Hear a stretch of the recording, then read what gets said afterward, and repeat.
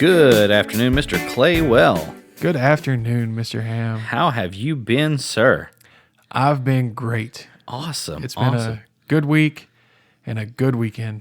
Absolutely. It has indeed. Went yesterday up to Richmond with Mom and my aunt celebrating birthdays coming up. Both of them have birthdays this coming week. Went up and had a good dinner and hung out with family. It was a really, really good weekend so far, yeah. Awesome. Yeah, I got to spend some time with some old friends, reconnect. That's always a good thing. It was really nice, really truly nice. Good. And the event that you went to do this, I'm going to have to show our age a little bit.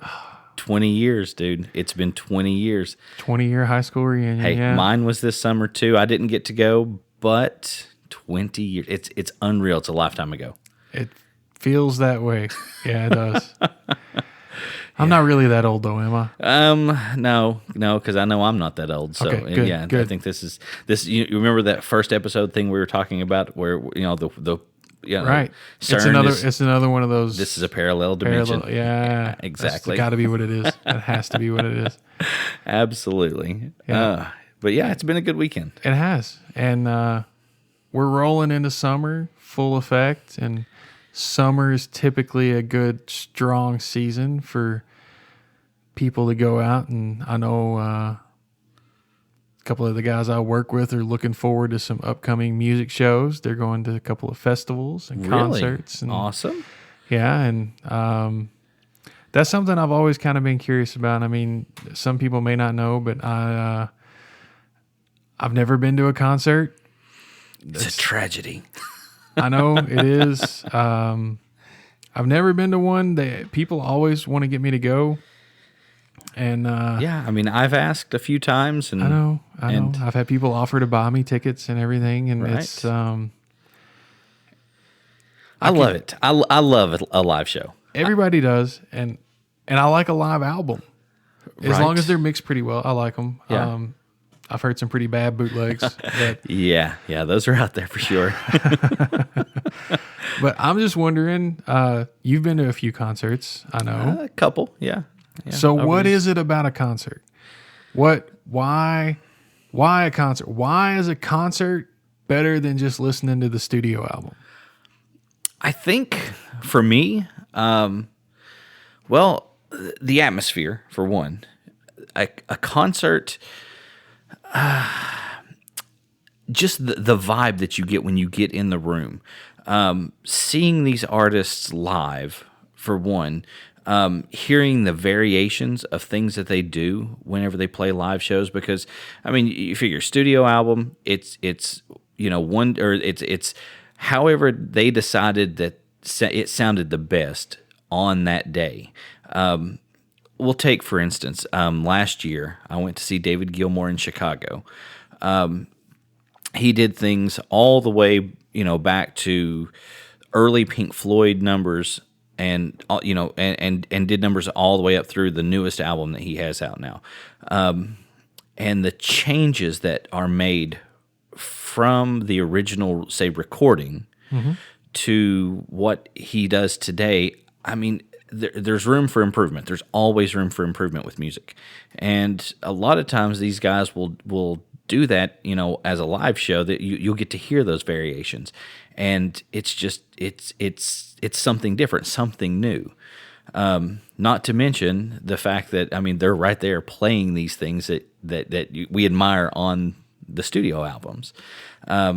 So yeah, that's, for me, it's the feel of the concert. I mean, the energy in that room is unreal, because when you get 25 to 30,000 fans all screaming at the same time, or dancing, it's going and sing the Dead and having 30,000 people grooving at the same time.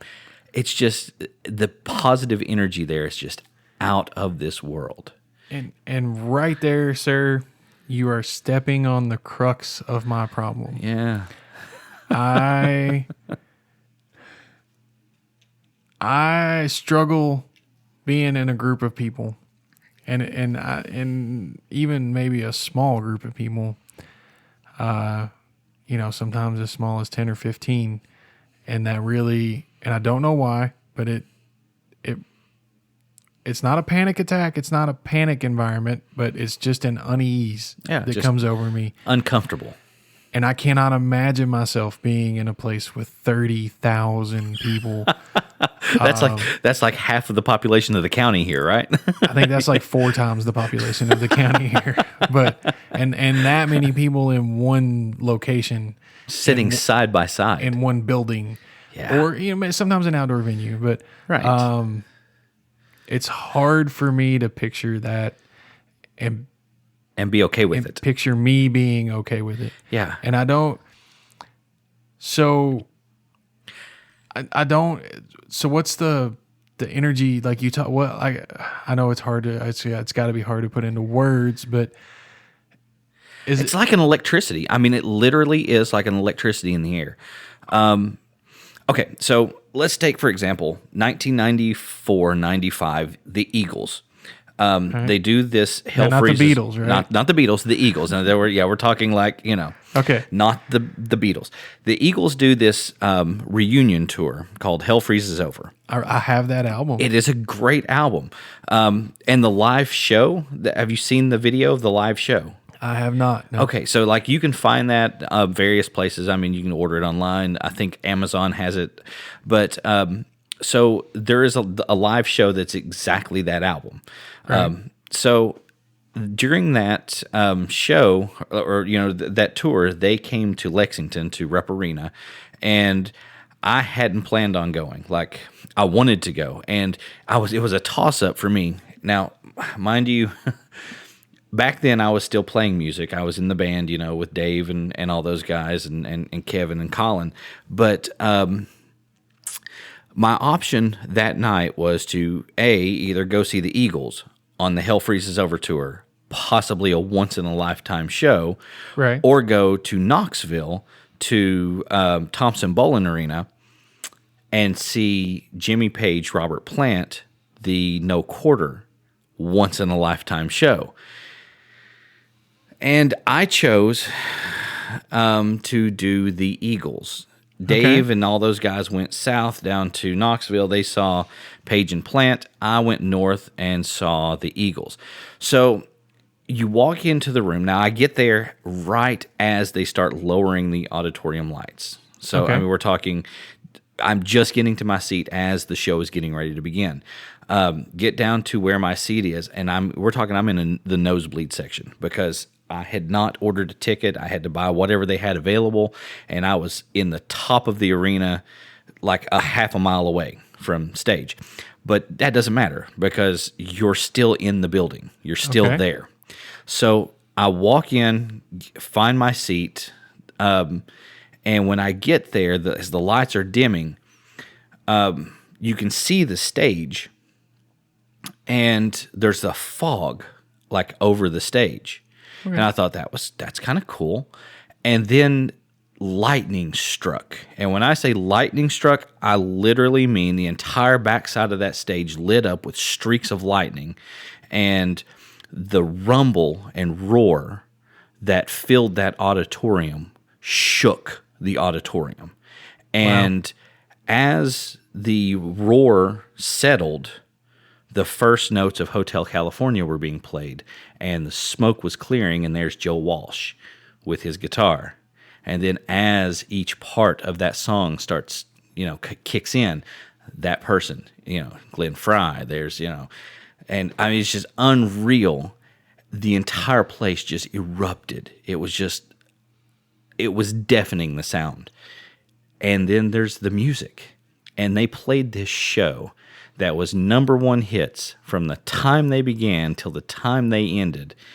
And when I left, I was drained. I mean, I was so tired because there was so much, I guess, sensory overload seeing that show. And that's the way every show is with me. I mean, it's just, you get there and it's just, you're part of it. So I think it's an emotional thing. It really, really, really is. Right. So Every it's show like that I've seen has been that way. So it's kind of like a shared experience? It is. Okay. Yeah, I mean, it is. because you have no clue who these people are that's sitting around you. Right. They are complete strangers, but it doesn't matter. You're there with a common, like, I don't know, a common love for whoever is on stage, whether it be Rush, whether it be the Dead, whether it be the Eagles, or Fish, or whoever. It doesn't matter. You're there with all of these people that have the same love for that group that you do, and everybody's singing together and everybody's dancing, and it's when the song ends or when it gets to a part of a song that is just iconic, the whole place just roars, and yeah, it's an unbelievable feeling. And then you get like the outdoor venues, because they're different than like the Coliseum shows, and it's more like hanging out on somebody's lawn and this really cool band up on stage playing. So yeah, I mean, it's just, there's nothing on the planet like it. So does an outdoor show still have that sense? I mean, it's, when you're in the building, you've obviously got the building to help contain and reflect the sound and amplify it a little bit. So does an outdoor show have that same kind of a energy as a like a? It has. I can't say it's the same energy. Mm-hmm. It's different, but there is an energy there as well. When we saw the Dead at Riverbend a couple of years ago, that show, we were setting out on AstroTurf, and everybody around us is dancing and having a good time. I guess it was last summer, wasn't it? Yeah, it was last summer. Yeah. So yeah, everybody's dancing and having a good time. It doesn't have like the roar like an indoor venue does, because of course sound can just go. But it's a different energy, but it's still just as fun. It's a live show. So yeah, I love a concert. I can't get enough of them. And everyone I know says the same thing, but I just have a hard time trying to picture myself in that situation and enjoying it. Yeah. And even like, so the shows that I've seen from the shows that I've been to, I have to say, like, if you go through and you start trying to rank, this show was better than this show, or that show was better than this one, it's so hard to do, because each one of them has such a unique energy and such a unique, feel, and every artist brings their own love for to the stage, and love for their audience, and the audience is different at every one of them. I mean, it's so hard to do, but if you're trying to rank them like, just in technicality, God, I don't even know. It would be so hard for me to do. I mean, I have my favorites, the ones that I always think, oh God, I went and saw that group or that person, right? And then there's the ones that I tuck back and I'm like, you know what? That wasn't a huge show, but that was so enjoyable because of this or because of that, and yeah, it's pretty awesome. It's an awesome event. So, have you ever found yourself, I don't know, let down by a band's performance, or do they generally? I mean, maybe not rock. Or do they at least? I can't say that I've ever necessarily been let down by a group. I've been unimpressed, I guess you could say. Okay. Back in February of 98, I saw Aerosmith. And that show, it was the Nine Lives tour. Steven Tyler turned 51 years old that year and was doing back handsprings across the stage. He was out of this world, unbelievable. The show rocked. The opening act was the Kenny Wayne Shepherd Band, Blue on Black, you know? Yeah. And at that point, that song was like up there in the charts. It was like the Kenny Wayne Shepherd Band was really climbing the charts, and they were somebody like some of the people were there specifically just to see that group. And we sat down, we started listening. Kenny Wayne Shepherd came out there, and of course, he's the guitar player. I don't know who the singer is there, but they did. I'm pretty sure he does both. Does he do both? Yeah, I think so. So anyway, they did their thing, and at the end of it, like everyone around me, like all the little group that I went with, were like, "Oh man, that rocked!" Kenny Wayne Shepherd was great, and I was like, "Yeah, not so much." And they're like, "What do you mean?" I was like, "Dave Wilson does that. Dave Wilson does everything he just did. I've seen all that before, like almost down to the note. He did all along the Watchtower, almost note for note the way we did it whenever I was in a band." So I was like, "Yeah, not so much. That was not impressive." So his was more of a technical. He played the music, but he didn't put on a show. Yeah, I mean, they put on a show. Okay. I mean, it was lights and it was and all that kind of stuff, but it was just familiar, I guess, where I'd been playing music for so long at that point, and I was like, you know what, they're good. I can see my band being on stage doing that exact same thing at that time. It really just didn't impress me, right? Because it sounded like what we were doing at the time. It was like a 4 or 5 piece band. We were a 4-piece band. They had the strong lead guitar. That's what we did. We played kind of like the old classic rock. They played a lot of old classic rock. The lead licks that Kenny Wayne Shepherd was hitting were a lot of the similar lead licks that Dave would hit. So I was just like, yeah, not so good. But I mean, it's not that they weren't good. They were awesome as far as technically they were really, really good, and everybody there enjoyed it. It was just like old hat for me or something. Now, when Aerosmith came out on stage, all those guys, they rocked the joint. But that was, that's what we came there to see. Right. So, and what you're talking about so far is mostly like a lot of big venues, outdoor events, Coliseum shows. Yeah. Does it stay the same if you go to a smaller venue, say like a 150 people to 100 people? Sometimes the energy level actually goes up because you get that small of a group. It becomes a lot more intimate. And most of the time, those smaller venues, especially if you start getting into a smaller area, the noise level goes up drastically because you're still playing the same instruments through the same amplification, so it's loud.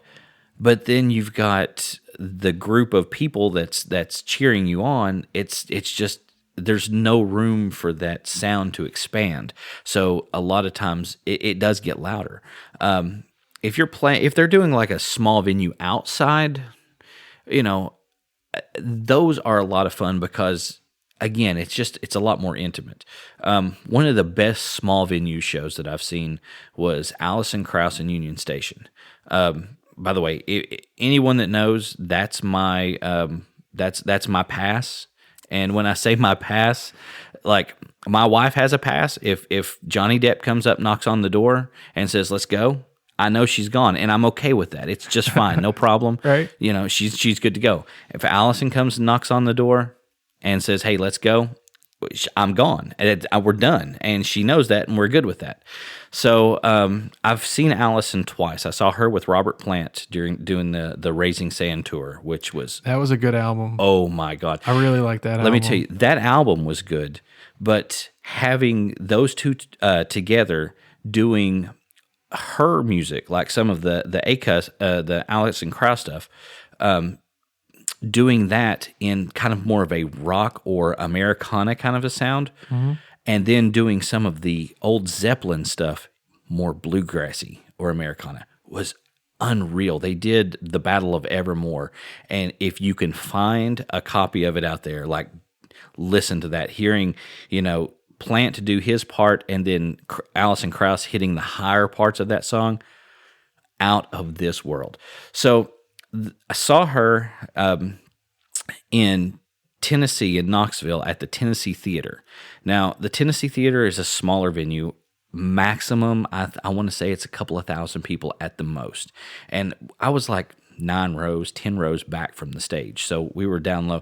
And that venue, and I don't know if it was just necessarily that show because it's, bluegrass, it's Alison Krauss. Right. It literally felt like it didn't matter who you were, that group was playing straight to you. They were there because you were the one that they were playing music for. So it's the smaller venues like that, they're a lot more intimate. I mean, you're closer to the artist. A lot of times, even after the show, sometimes the artist will even come out and be like, you know what? Hey, they'll mingle around in the crowd and stuff. Blue Man Group is notorious for that. After those guys look like they always just have a blast when they perform. They do, and it's a mess. Oh my God, it's a mess. But like they'll be out front as soon as the show's over. They'll be out front and like they'll put the blue paint on you and they'll take pictures with you. I mean, like I say, and the venues they play are typically smaller. Like they played at EKU, and we saw them there, and it was really a fun show to watch. Yeah, I think. My boss said he went and see one of his favorite bands in Nashville at a real small place, like a 200-seat place, like a Tootsie's or something. Yeah, I don't know that I can't remember the name. But after the show, he said the drummer walked out and handed him a stick. See, stuff like that. Yeah. That's why you go to concerts. Yeah. That's why you go to concerts. I've never been fortunate enough to get anything like that from anyone that I've seen, but man, it would have been awesome. Like I'd love to have because we were really, really, really close to the stage when we saw Rush. Man, if Neil Peart would have thrown a drumstick up there to us or whatever, dude, I would have been beside myself. That would have been awesome. The drum god himself has bestowed his blessing upon you. Telling you what, the Holy Trinity. Yeah, dude, it's an amazing thing to go and see these guys. And like somebody like Rush, I mean, you can sit and listen to the studio albums. You're almost hearing the studio albums when you go see them. They're that technical. It's that so precise. They've just got it that tight. They're that tight. It's unreal. I mean, you've seen a couple of their live shows. I've seen Rush in Rio and one more. I don't remember. The Time Machine. Time Machine. Yeah. Time Machine. Yeah. Okay. Yeah. That's I've got both of those at the house. So, and you've seen those shows. That's how tight they are every time they play. It's just unreal. Okay, so earlier you were talking about the one of the things to go see somebody live is that they put a different flair to it or something maybe. So but then you say Rush is real tight and technical, and you're basically listening to the studio album. So what makes that if it's that tight and that close to the original to the studio album? Why would you want to go?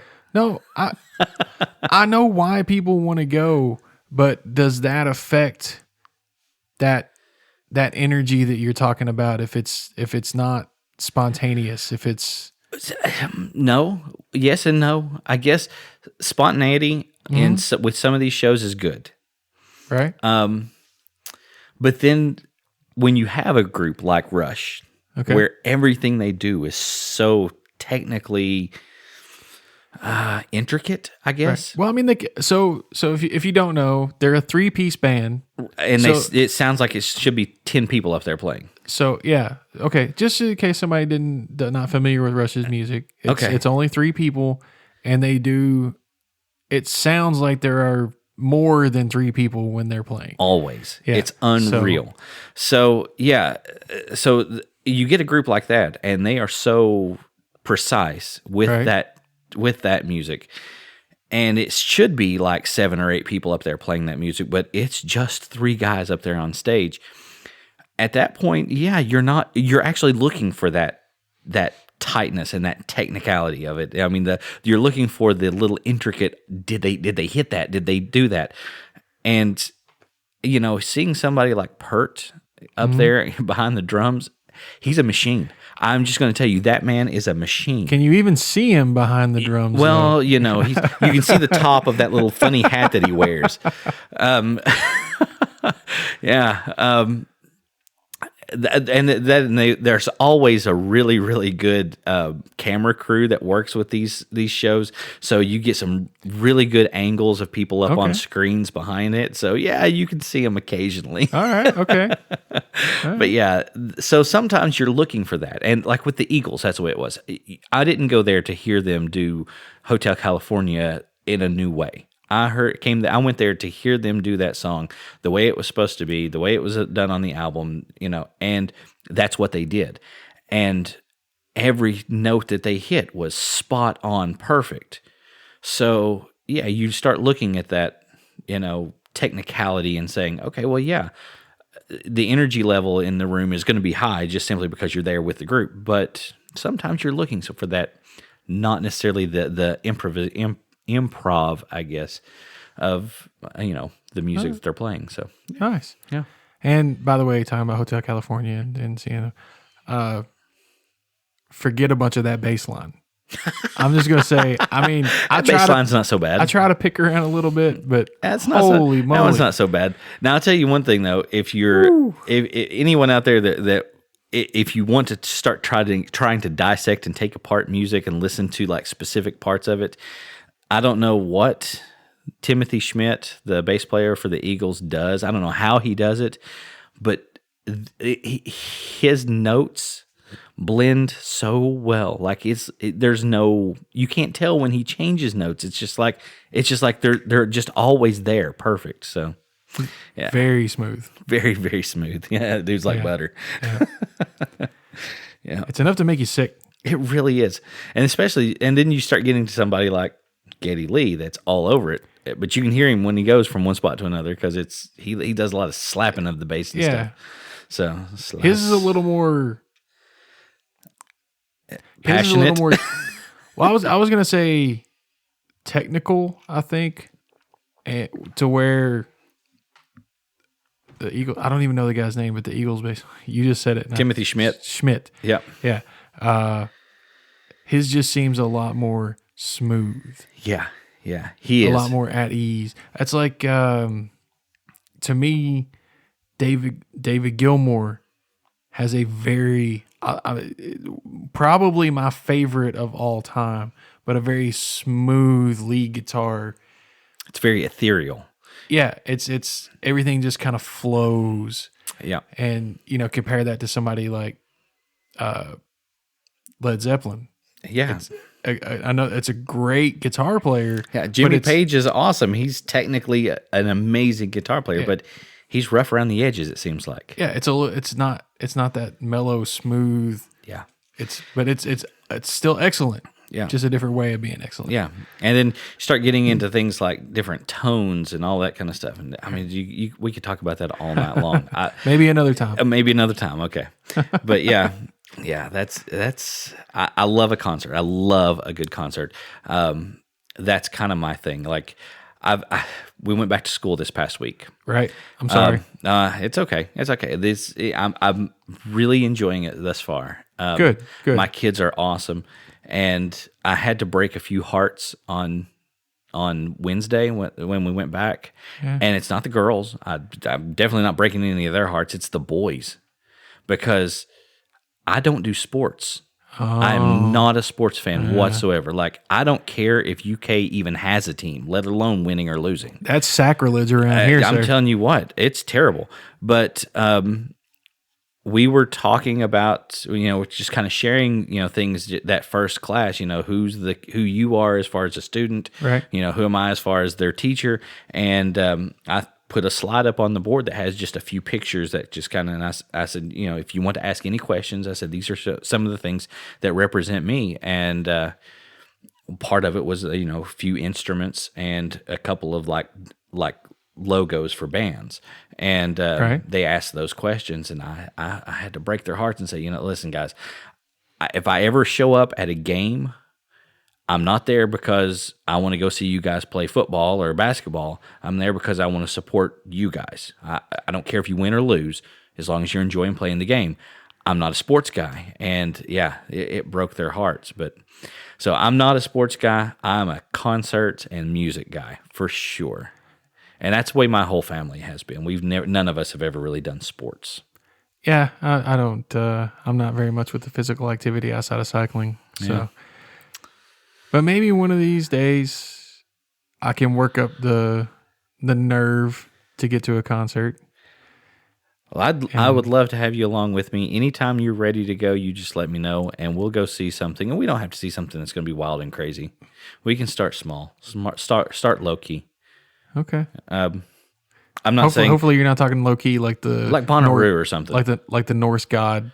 No, not mischief and prankster. Loki. No, well, not Loki, but no. Yeah, like I don't want to. I don't know. Bonnaroo's is I don't even know what that is. That's the guy that sings for you too, right? no, that's Bono.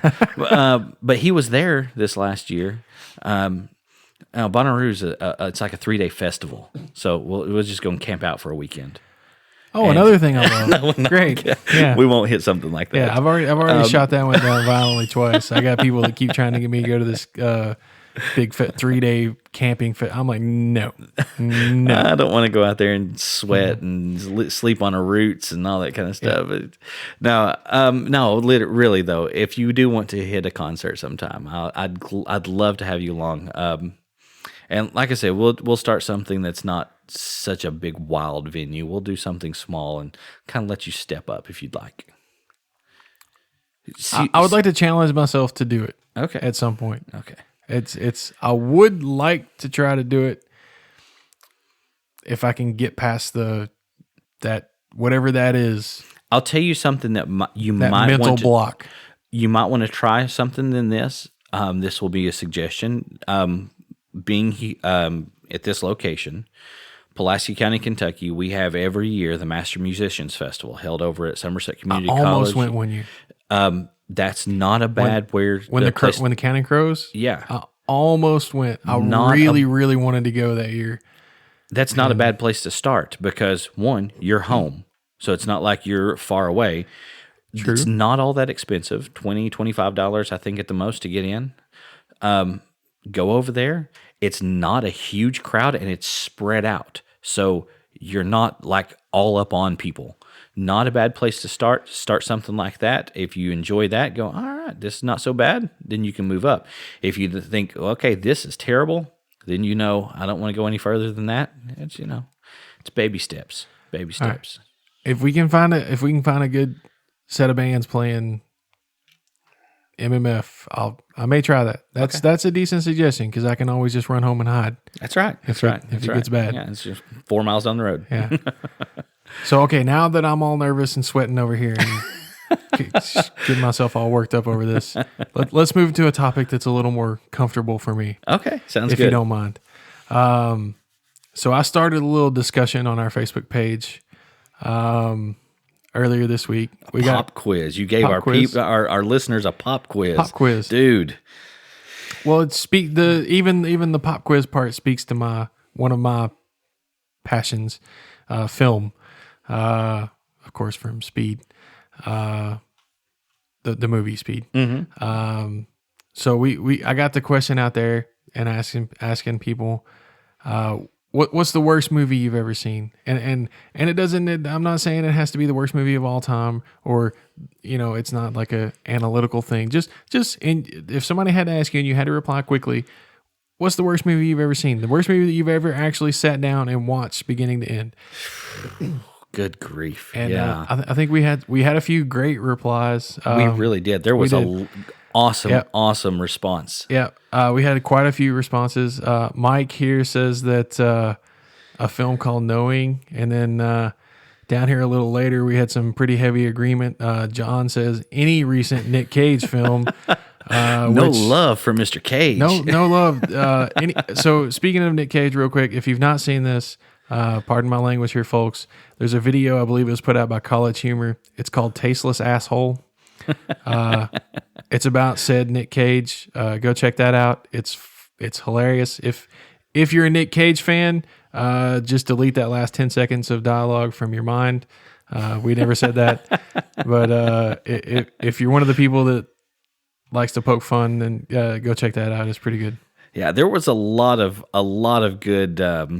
I can't say good. A lot of terrible movies that were listed on that little pop quiz, though, and I mean there's some of them that I had never even heard of, and I think I'm kind of glad because I don't want to see some of these things that people think these are the worst movie that has ever been made or that they've ever watched. The sad part is I've seen a few of these. And they are indeed pretty bad. Kevin, so bad. Kevin down here, yeah, he was talking about like the date movie and the disaster movie. Yeah. And, I agree. These movies are terrible. Most of these parody movies are, though. You can't, I don't know. You just, pardon my language, you can't polish a turd. And that's what most of these are. Right. Yeah, I'm not a fan of most of those parody movies. They don't grab me. So, sir, Yeah. you and I both have refrained from answering anything on here other Yep. than just making a comment. So, Just commenting here and there. What is your movie? Well, The worst one that you've ever sat through? I'll tell you. Let's go back up here real quick. Jeff up here, the very first comment we got here says 80% of low budget movies, Or The Village. Or The and Village. I do have to say, Shyamalan. Some of What a his twist. stuff is So okay. Yeah, it's pretty bad. But in accordance with this, he's kind of lumped me in here because the worst film I've ever actually sat through, it happens to be a low budget film, or at least low production quality anyway. I don't know what the budget was. Apparently it has 2 titles. I know it by Alien 3000, but apparently another title for it is Unseen Evil 2. I've never heard of it. You've never heard of this film? It No. stars Lorenzo Lamas, TV's own renegade. Oh, really? Yeah, and I think that's where their entire budget went for this film. Probably. The whole film it was released. I see there's 2 release dates. There's 2 titles. I'm not sure. It garners a whopping 2.7 on IMDb. On IMDb. Wow. Yeah. So the film is a sci-fi film. These people stumble across this ancient treasure that's revealed when an earthquake happens, and it opens up a cave in the side of a mountain. Okay. And there's a bunch of gold and stuff buried down in here. They take the treasure out, and it turns out that treasure has been hoarded up by this alien being who's trying to use all the precious metals to fuel his spaceship so he can leave the planet. He's not happy when they take his gas, so he goes after him. It's not well acted. It's not well directed. What really just kills this film, though, is the visual effects are Atrocious. and it's just inexcusable. I can handle some bad effects, but this is just inexcusable. And one of the shots is a car chase, and they're chasing this alien. Yeah. The car that they're in one shot is a Toyota. The camera cuts away to the monster, cuts back. They're in a Ford. Like no one would notice. Yeah, nobody noticed. Nobody will catch that. Just keep rolling. We couldn't afford to rent a Toyota another day. We had to go get a Ford. Don't worry about it. The other big thing that happens is the alien is all CG'd. Okay. And it's terrible CG. And I don't just mean that, it's bad. I mean, sometimes the alien has 4 legs. Sometimes it walks upright and only has 2 legs. Okay, so do they explain anything like this in the movie? Oh, wow. No. There's no explanation for it. They don't even mention it. They're like, maybe they won't notice. I don't know what they were thinking. Obviously they weren't. Yeah. Some of they've got like these scenes of like helicopters flying, and it's just so bad. It's like a wooden chair with like a piece of cardboard behind it with some lights, like Christmas lights stuck on it. And it's supposed to be the cabin of a helicopter. And when they're flying, like it's dead silent. The thing makes no noise. And it's so obviously, when they cut to like an external shot, it's so obviously a toy. That's pretty rough. It's just so bad. This is a B like a B class film though, right? Like a B definitely. Okay, it's definitely like a low budget B movie, and it's just bad. It's just terribly, inexcusably bad. I can look over some bad acting or some bad cuts or bad edits or that kind of stuff. But when you're not even trying to keep the same vehicle, when you're changing the complete design of the monster, it's just, to me, it's inexcusable. That's just not tolerable. Yeah. Yeah, I can see where something like that would be just, it would be hard to watch. I mean, definitely. really hard to watch. So, the film that gets my award, I really don't even know where to start with this film. I mean, it's that bad, but then again, I hadn't really looked, but I'm shocked, like literally sitting here like flabbergasted at the rating that it gets on IMDb. Oh, yeah? It gets a 6.1 out of 10. Hey, that's better than half. That's better than that's. I would have given it like say some negative numbers. I mean, it's so the film that I was suffered terribly to watch.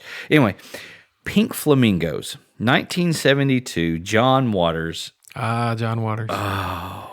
What a strange man. He is. And this is his crown jewel. I'm just going to tell you. Oh. So the film stars an actor / actress named Divine, and he uses Divine in quite a few of his films.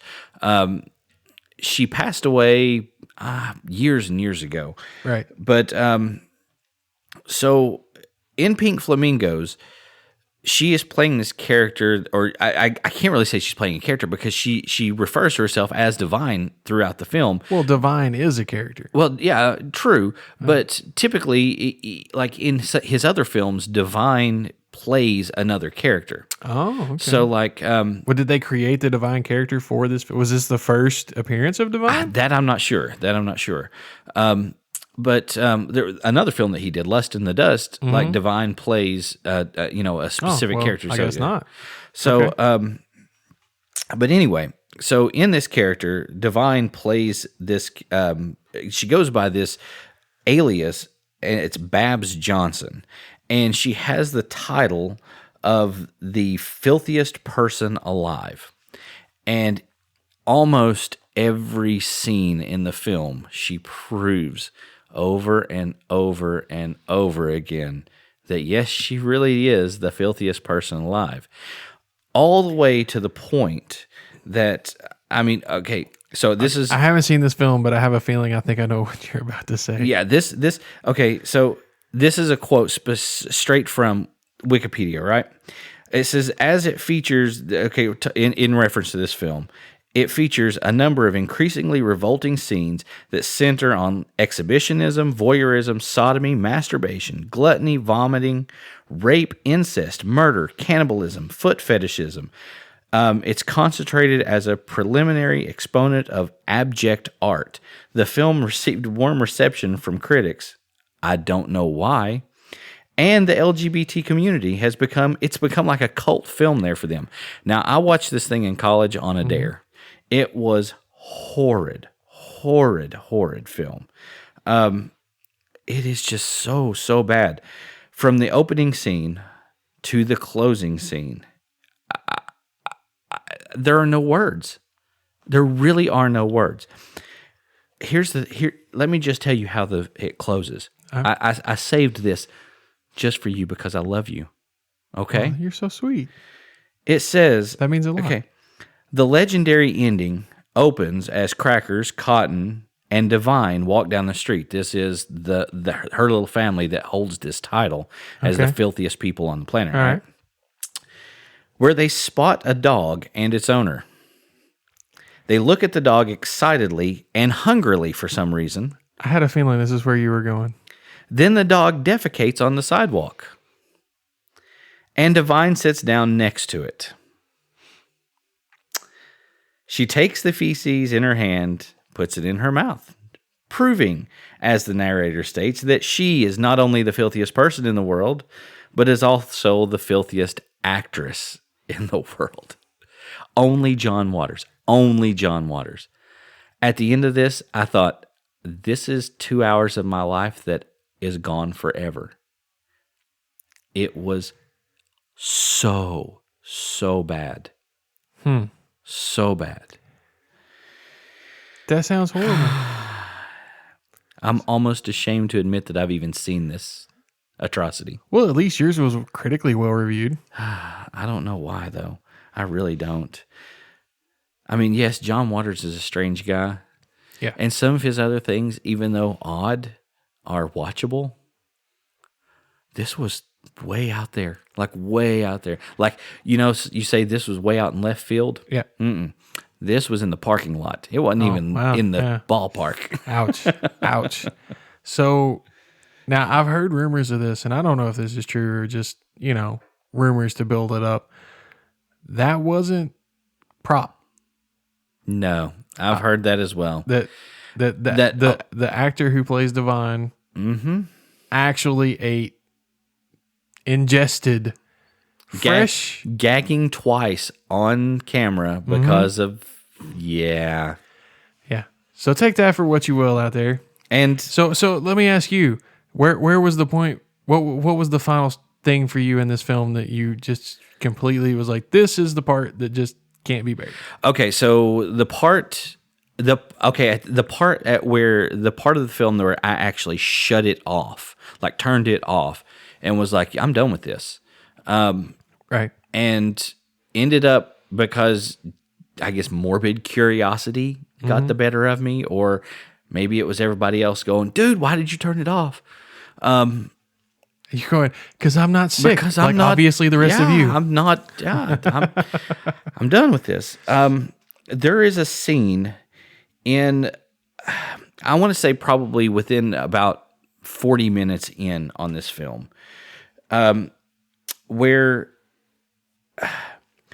there's another couple that is vying for this title of filthiest people alive, or filthiest person alive. And at one point, they actually, they have this scene where they are having sex, and they crush a live chicken between them as they're fornicating. This is on film.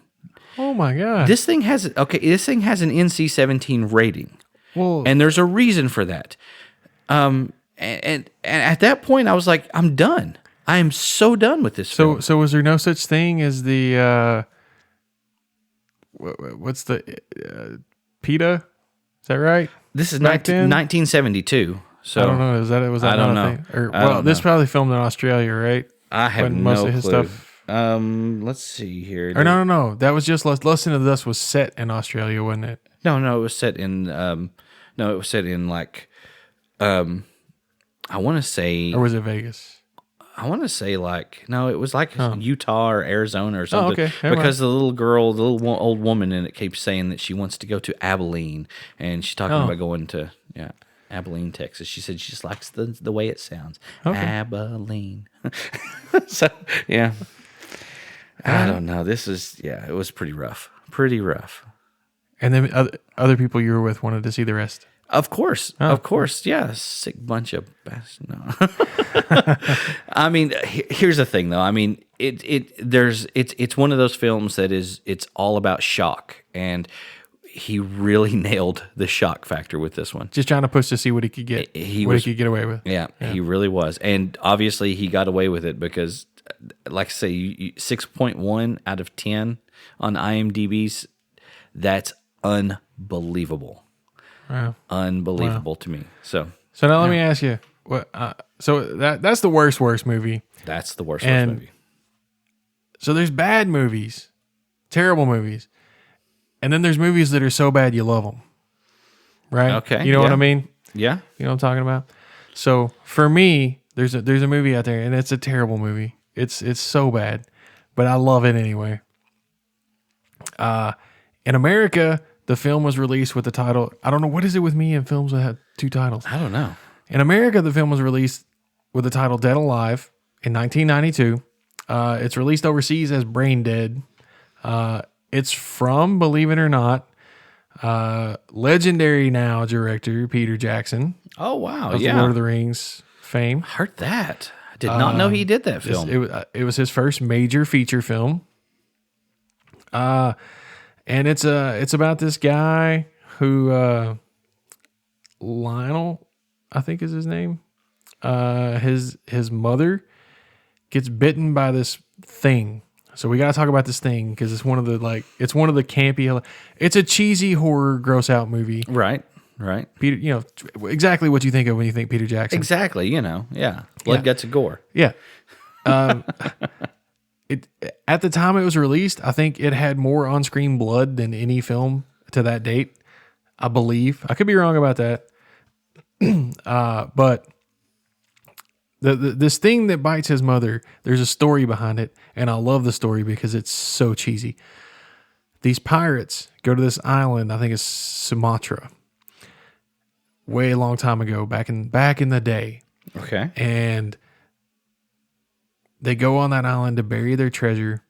And while they're there on the island, these rats come off their ship on the rowboats with them as they're bringing the treasure across.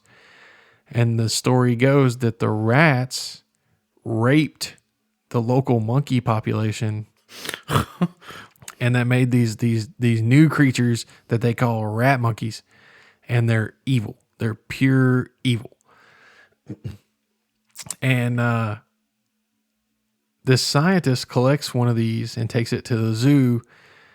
And I believe the film's set in New Zealand. I think that's where Peter Jackson's from. I could be wrong about that, but everybody in the film has a New Zealandish, Australian-ish accent. So I'm thinking it's got to be set somewhere down in that area. Yeah. I know they're not the same accent, but to my poor, uneducated American ears, they're similar. But it basically turns her into a zombie. And she begins infecting other people. And this poor guy, he's like your stereotypical mama's boy, right? Okay. He lives at home. His mother is this very dominating, matriarchal figure. She doesn't want him dating. Even though this guy's like, in his late 20s, early 30s, he's still completely bent to his mother's will. He has no life of his own. He doesn't exist outside of her. And she suddenly starts becoming a zombie, and he's having to take care of her, and he doesn't, and she, through the earlier part of the film, before she gets bad, she's like trying to drive a wedge between him and this girl that he's trying to date. And it's just more and more people get infected and all this stuff. And I won't go into all the details, but let's just say there's a zombie baby that gets born, conceived and born. There is, I don't even know how that works. I don't either. It's so bad and so funny because he starts trying to take care of this baby, but it's a zombie. There's a scene where it's very obviously a forced perspective scene where there's a full grown man with a baby mask on that's supposed to be the baby. Wow. But some of the iconic things to me, one of the things that really sticks out to me, and it just makes me laugh every time I see this film. There's a scene in the movie where Lionel has gone down to the graveyard because he's going to try to collect this person when they rise from the grave after he knows that they've been infected, and he's going to try to get them before they can spread it more. And he's too late. By the time he gets there, there was this like teenage couple that was going to go have sex in the cemetery, and it gets them, and it's already like they're already infected and they're already turning, and he's trying to fight off these 3 zombies. And then all of a sudden, up on this mausoleum, this dude just does like a somersault backflip double tuck and lands on the top of the mausoleum. And you're like, what is going? And it's a priest in the robes, in like the full robes. And he hits this like pose, and he's like, I kick ass for the Lord. And he does like this huge flip off the mausoleum, lands down, starts like kung fu and all these zombies. Oh my goodness. It is epically awesome. The iconic classic scene from the film is towards the very end of the film. Lionel grabs a push mower, just a standard push mower, starts that puppy up, and just starts wading his way through the zombies, just hacking and chopping. And that's where the blood really comes in. It's so much blood and gore. But it's not gross gore. It's so bad. It's cheesy gore. And then I was surprised to find out, because it's a horrible film. It's so bad. It gets a 7.6 on IMDb. Wow, really? Yeah, but it's so cheesy anyways. And I love it. It makes me laugh, but it's a terrible, terrible film. Okay, so I guess my guilty pleasure film, the one that there's a couple, and there's one that I always go to, and the thing is one is literally a cult classic. So I mean, it's one of those films that people that love it, people that hate it can't stand it, and people don't watch it just passively, and that is the Rocky Horror Picture Show. Richard O'Brien's masterpiece. It is absolutely, in my opinion, one of the best things that's ever been put on film. And I'm weird because of that. I've seen it well into the triple digits. I don't know how many times I've seen it. It's up in the, I don't want to say I'm into the 4-digit range, but I'm probably somewhere 300 to 400 times easily. I get it. I love you anyway, but I love that film. I've watched the film twice, yeah, I believe, and I believe both times were with you, probably. And I just don't get it. I don't see it. Yeah, it's one of those things where I don't know. It's just the quirkiness of it and the weird. I don't know. It's just, I love it. I just love the film from beginning to end. So that's my guilty pleasure. If it's like if I'm clicking through, especially around Halloween, and it's on, it's there. It's done. I have like multiple copies of it. I have the script. I was part of the fan club for a while. I mean, I've seen it live. I've seen it. So, wait, you've seen it live. So, have you done the audience participation? I have version. Okay, yeah, wow. I've taken the backpack with hot dogs and toilet paper and newspapers and water guns and rice, and they don't like you bringing rice. Like they don't like you now bringing rice and hot dogs because that attracts rats. So they're like, don't bring that stuff, but you can bring everything else. So yeah, I've done that. Yeah, and it's a lot of fun. So that's one of the that's my guilty pleasure as far as like, but it's a cult classic, so I can't necessarily say it's a terrible movie because so many people love it. So the other one that I'm going to say here, this is a kind of a fringe movie that came out a few years ago. Came out actually in 2002. I thought it was hilarious, and it's one of those films that a lot of people just kind of it missed people. Like it was completely below the radar, and the movie is called Kung Pao Enter the Fist. Right? It's so bad, but it's so funny. Yes. I love the film. It's just fun to watch. So this film is about the One, and this is a martial artist that has been chosen here. He's the chosen one, and he goes up against this villain, and the villain, which is the guy his name is Master Payne, and it's archival footage that has been edited into this film from a 1970s martial arts film. Now I have a question about this. Okay, I've seen I've never seen the entire film through. Okay. I've seen parts of it out of context. Right? Isn't the entire movie except for the chosen one archival footage? There's a couple of, or are there? There's a few little scenes here and there that are not archival footage. It's probably I want to say probably an 80-20. Okay. Yeah, But yeah, blend. most of the film is just archival footage that they redubbed. They did, yes. Okay. And it's when I say redubbed, I mean that's exactly what it is. So Master Payne, which is the bad guy in this, Okay. he also goes by the name Betty, and I don't know. It's so fun to watch. The whole thing is about the chosen one and the path that he has to take to beat this guy.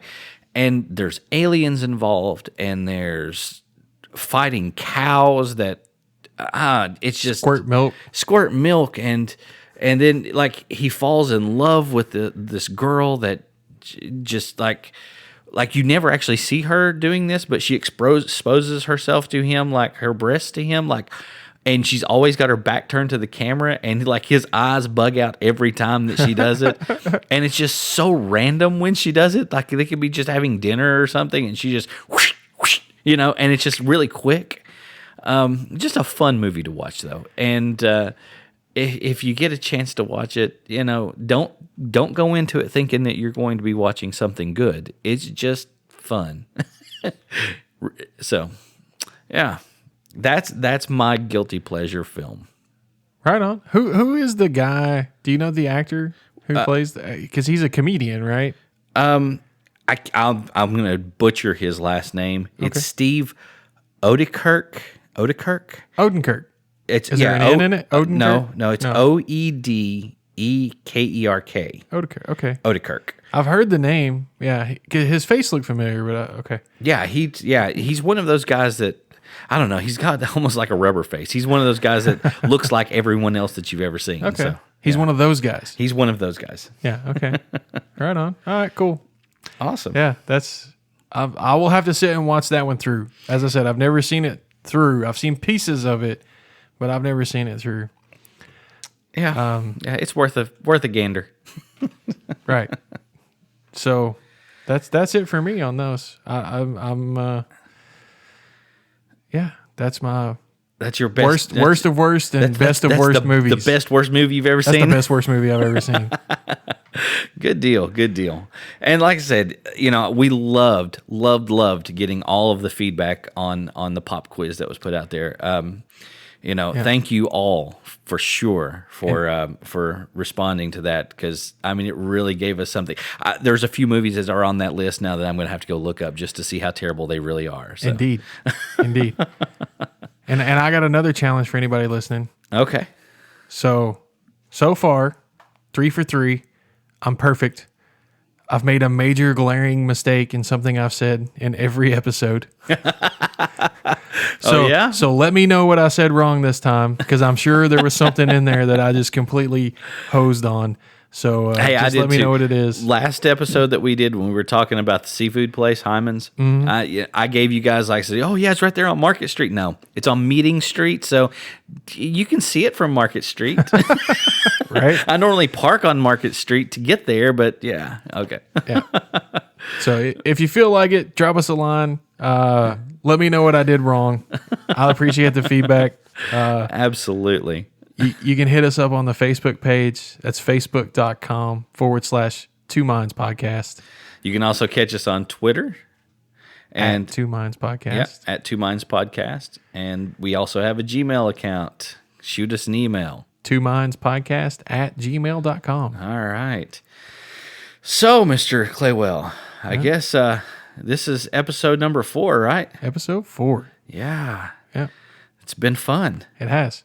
I think, looks like my cup is empty, so. Mine too. Till next time.